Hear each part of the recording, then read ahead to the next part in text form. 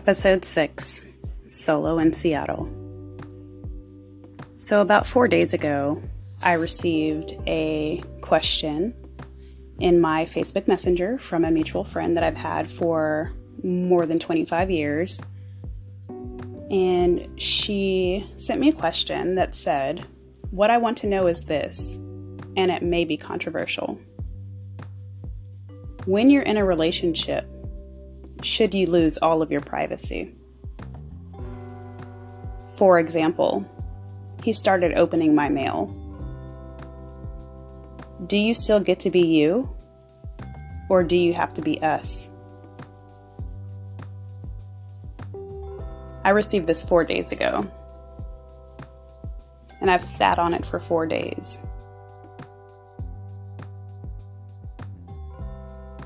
I was triggered. Because what I want to know is, when I was reading these questions, the topic that I want to address is control. Then it kind of bled into control, then manipulation, then isolation behaviors. She agreed. She agreed, and she said, "Yes, I always say that he is controlling. Even my Facebook and my friends say yes.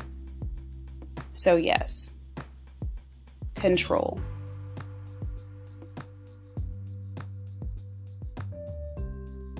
There's such a fine line when you enter into a relationship, a situationship, a partnership, a marriage, where it's always fun in the beginning. You think you've met your person, they're so fun, you're having sex all the time, you hold hands, you sit closely, you may get gifts. But then when the smoke clears, the fog disappears. When do you realize that all of that contact may not have been as healthy as you thought it was? Fast forward a decade. I was love bombed. And then I was duped, left to feel confused, frustrated, because I was controlled. I was definitely manipulated. And I think I was isolated. Even as free as I was, I don't feel like I was free to fly. A caged bird, essentially. So, to address her questions, when you are in a relationship, should you lose all of your privacy? I think that poses the question of, what do you consider to be private? What do you consider needs to be private? Do you feel that it is appropriate for you to have to share everything in your relationship? Or should you trust that the conversations that you're having with other people, male or female, are what we would consider appropriate? And feelings. How would you feel if you took a deep dive into your partner, your spouse, your husband, your wife, your situationships, personal, private communication? Do you think that you should have access to that?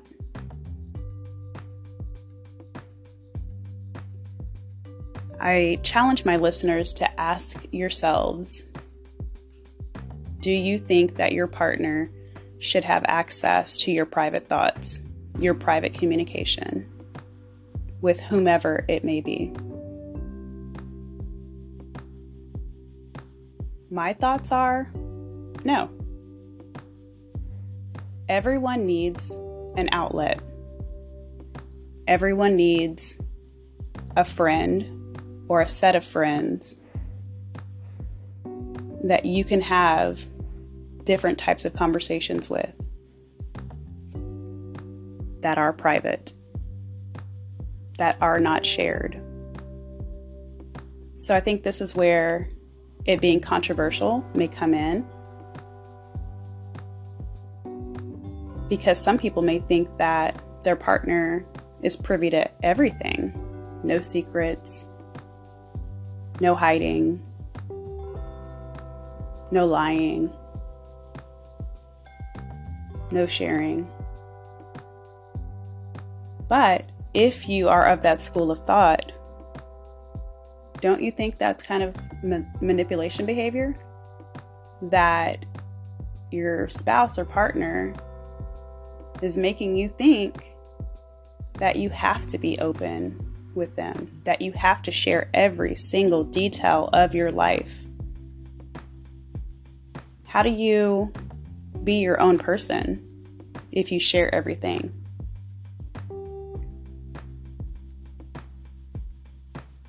So she says, when you're in a relationship, should you lose all of your privacy? Absolutely not. Absolutely not.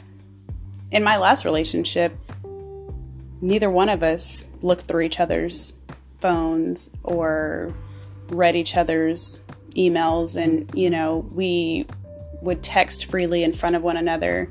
There was just an open line of respect. Like, we just don't do any shit like that until the end. Until we didn't care about each other. We didn't care about each other's day. We definitely didn't care who each other was talking to. So, do you still get to be you, or do you have to be us?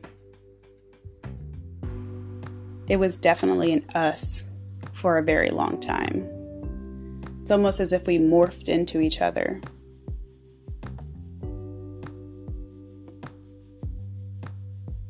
And you never really know how it happens. You never really know why it happens. You just know you get there. And then after days, weeks, months, years, almost a decade goes by, and you wake up one day and you realize you didn't get to still be you.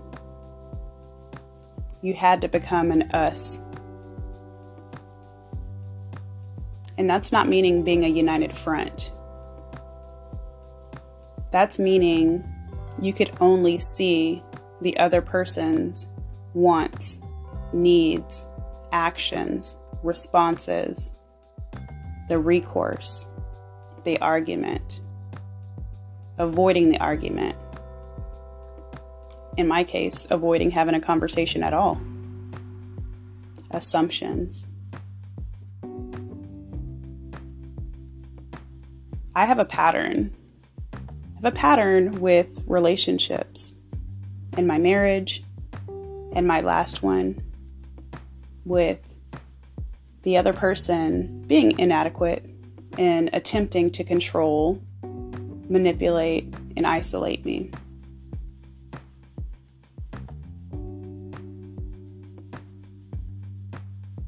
It's rough, because sometimes, even with a strong personality, you just want things to be simple. You just want things to be easy. So you go along with it. you placate, which means you avoid any escalating actions with the other person. You try to soothe it over, you try to talk it down, you go along with it. So if you're in a relationship, a marriage, a situationship, whatever it may be, I challenge you to think about, do you avoid? Do you smooth it over? Do you think about how the other person is going to react before you respond? Are you checked out? When are you going to check back in? So the part where she asks about, him opening her mail.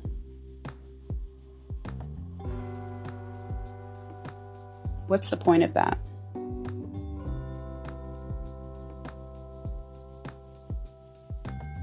Are you going to pay it?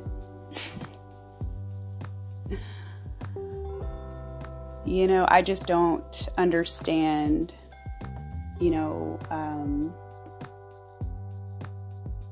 why that would happen.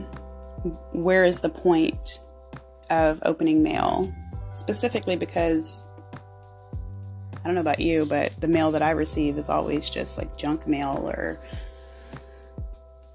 paper statements of something I'm just going to throw in the trash anyway. But when he opens it, what does he do? And how do you respond? And if anyone else has a similar situation, I want you to think about when he opens your mail or when she opens your mail. Do they open it and set it down? So being passive aggressive? Do they open it and stand in front of you and intimidate you? Or do they throw it away and discard it, leaving you clueless that you had mail in the first place? Again, isolating behaviors. So I remember, let's go down memory lane, okay? I was in a relationship and I had an old phone, and for whatever reason, the person that I was with activated that phone, and that phone had a series of my personal information. So they had access to my text messages, my Facebook Messenger, emails, everything. And they saw that I was engaging with someone from my past. And I'll admit it, I definitely was. However, it was because my needs were not being met emotionally, mentally, physically. And so any type of attention that I was getting while in a relationship, I was gobbling it up.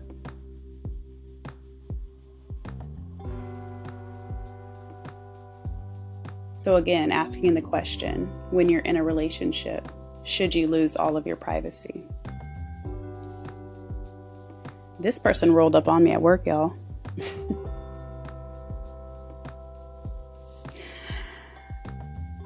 That was a surprise. And we had a conversation, and he confronted me about the conversation. And it was innocent, somewhat.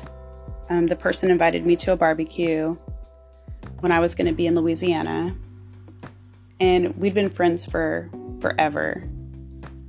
And I know the person liked me, of course. So, of course, a little ego stroke, right? Might as well pull up to the barbecue. Probably flirt. And get that attention that I essentially lacked in my relationship. So we talked through it. I apologized for whatever reason. I probably was not sorry. I probably justified why I did it. But I cared about the person during that time of the relationship, essentially. So I made a choice to no longer engage in a friendship with a person that I know liked me, to avoid uncomfortable conversations in my relationship. But I would say that's controlling behavior. That's definitely a manipulation tactic. And I admit and I acknowledge fully I was wrong, because I do firmly believe that when you are in a relationship, there are certain boundaries you should establish, conversations you should not have. And if you know that you are friends with somebody that has feelings towards you in any capacity, and you don't shut that down, it's inappropriate. There's no way to spin that. But it is also because there are tones of control in the back burner, manipulation, which leads to isolation.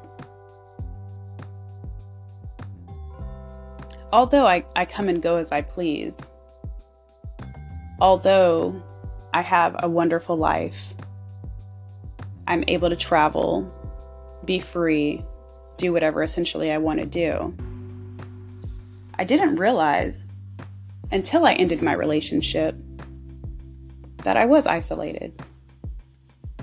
Because my travel was around caring for my aging father. My travel was wild card.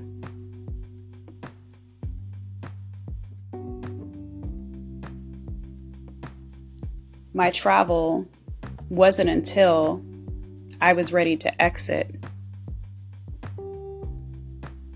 that I started doing things solo.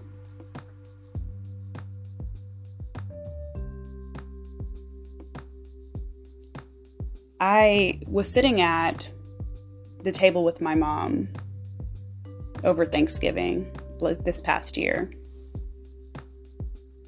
And I did not realize that I had never had a Thanksgiving in almost a decade with my family. It was always his family. All holidays revolved around his family.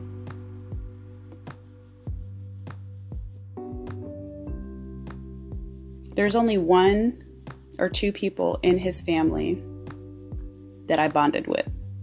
Everything else was extremely surface.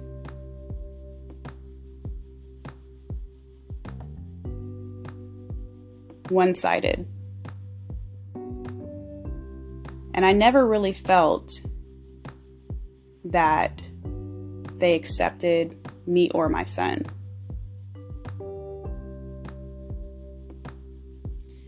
And also, I was so used to having such a sense of family. I lost that. So for the past 10 years, I had the worst holidays ever. I hated them. I hated participating in them. I could not stand them.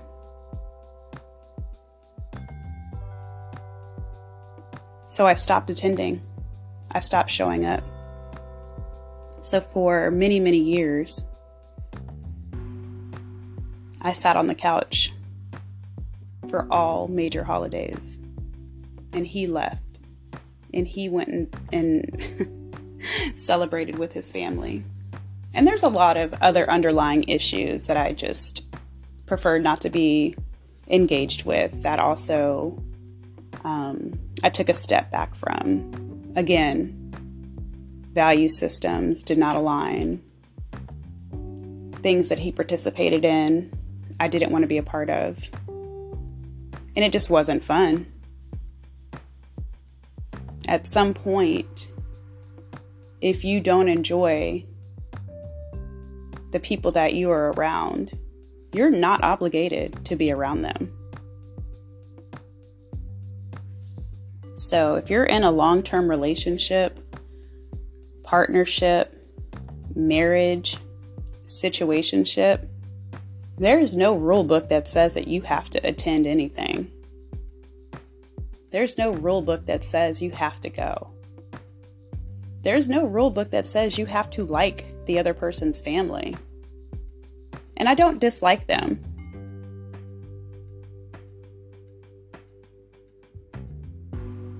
But I haven't talked to them. None of them. A decade. So you can see where there was no real bond. The relationship disappeared, and so did we. We all went into no contact. And that's fine. But you can't tell someone you'll always be family. You'll always be welcome. And then the holidays passed. And that's just what happened. The days went by. But as I have exited the relationship, things have been so clear that I was just not with the person I needed to be with. And that's okay, because I was not his person either, I'm sure. Whether it was my husband or my ex. I don't want either one of them. Someone else can do it.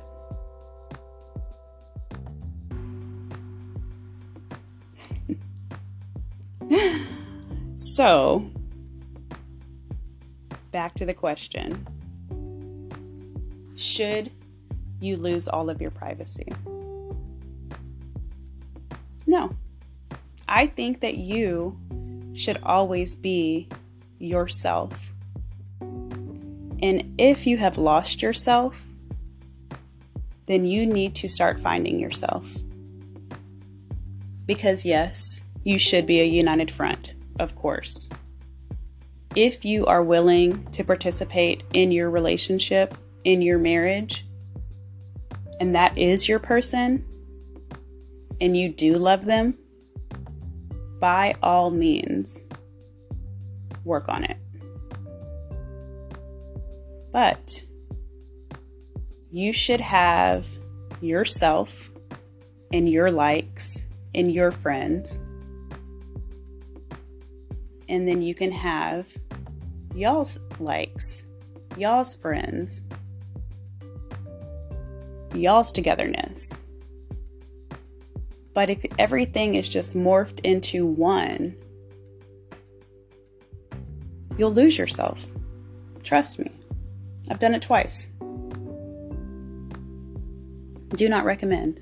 1 out of 10. 0 stars.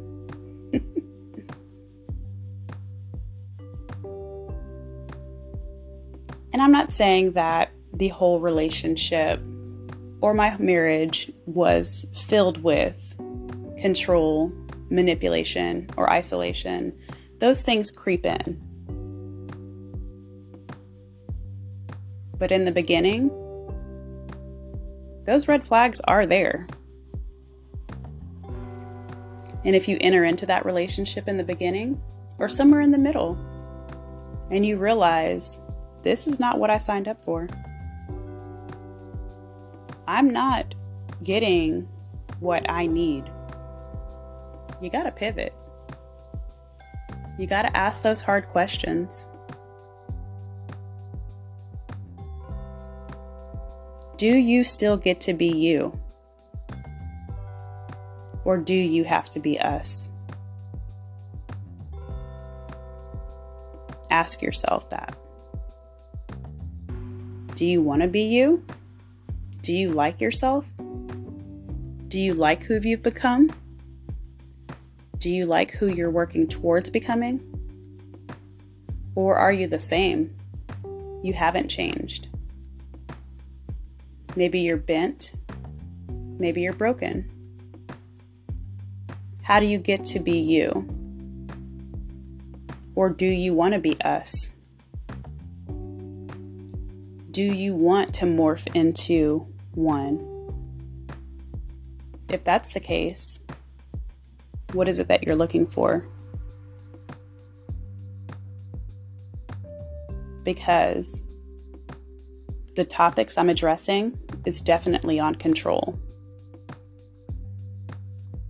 And if your life is centered around the other person, their day, their wants, their needs, and you lose yourself because you don't remember what you want, what you need, that's a problem. And you've got to address that problem. You've got to ask yourself, where do I start?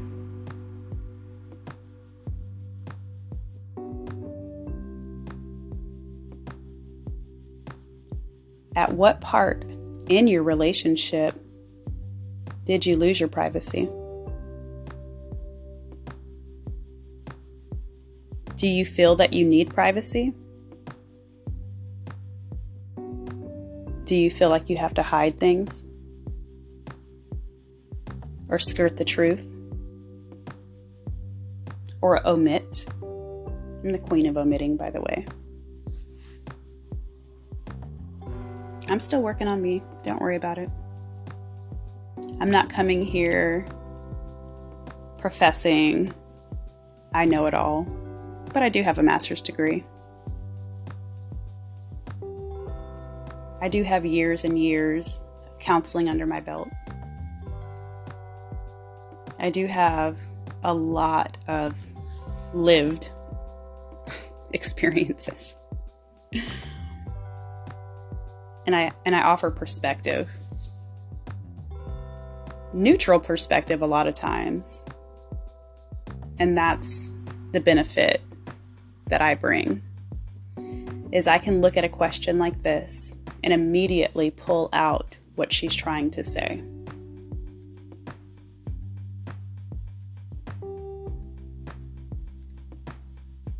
And then I have to swallow that very hard pill of self-reflection, of understanding how to safely approach this topic that is extremely personal without creating harm to myself, hurting my feelings as I process through these questions. Because trust me, they hit hard.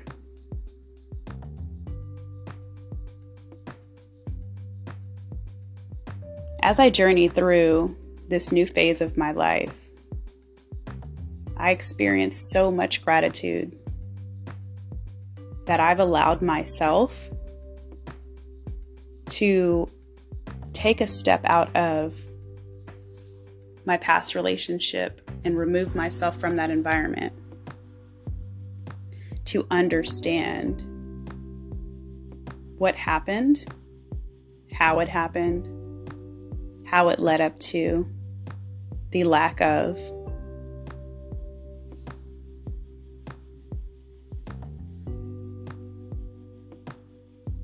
And I had plenty of people to talk to and talk through these things. I'm very fortunate to have licensed therapists at my disposal, lifelong friends that listen, share space. And in return, I'm able to offer the same thing to you all by bringing these topics presented forward. In this episode, I address a topic that is extremely controversial because I am sure a lot of people think that you shouldn't lose your identity. You should be yourself. You should not have to change. And then there's the other side of the coin, where people think, no, there should be an us. I mean, sometimes you see it on socials where people have their names and they share social media accounts, which I will never co-sign on. I will never, ever agree to that. It's just a whole different type of something.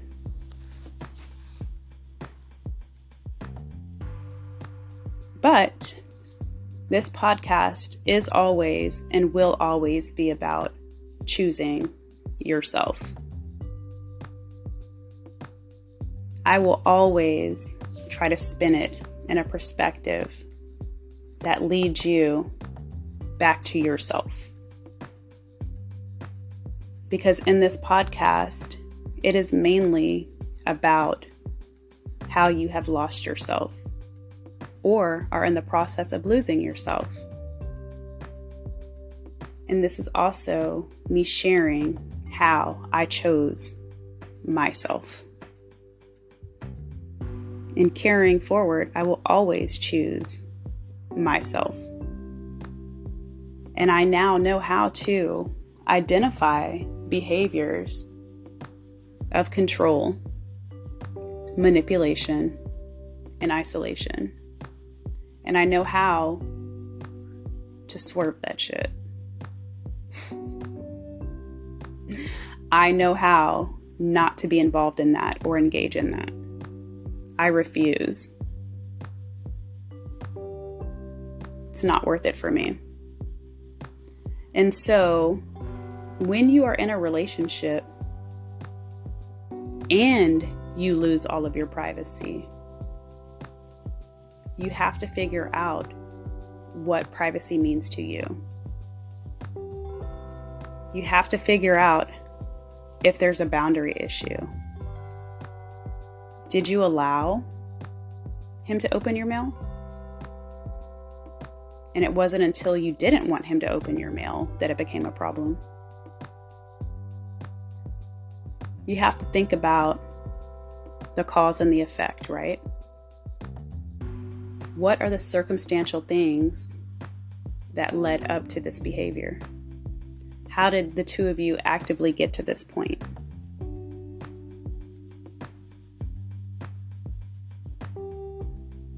And what do you want to do about that? How are you able to approach it in a way that makes sense to you and for you?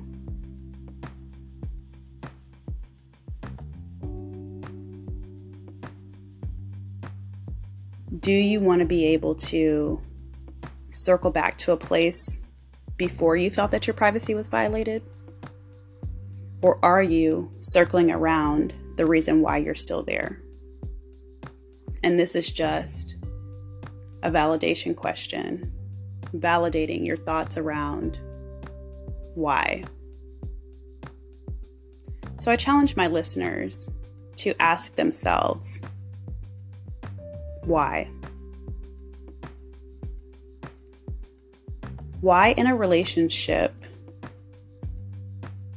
do you feel that it is either one, yourself, or the other, you two? What does that look like for you? Do you stay in your own lane? Or do you morph into each other?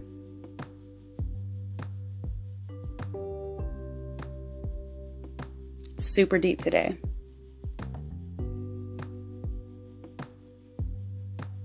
And I just want you to be able to identify behaviors and understand behaviors and figure out a way to skirt those behaviors and be safe. And as always, thank you for listening.